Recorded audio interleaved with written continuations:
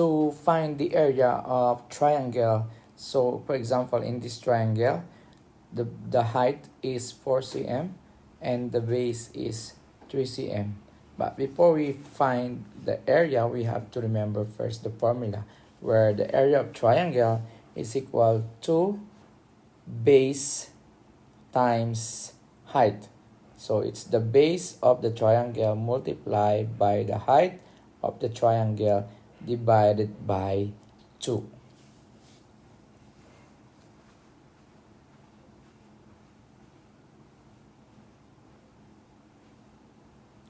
So in mathematical symbol, we can write the formula as B times H or BH over 2.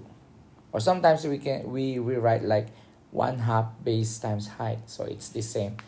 So to solve the area of this triangle, substitute the formula where the base is 3 cm and the height is 4 cm divided by 2. So we can simply cut 2 and 4. So 2 goes into 2 is 1 and 4 is 2. So 4 divided by 2 is 2. And then 3 times 2, the answer is 6. So the area of this triangle is 6 cm square. That's all. Bye.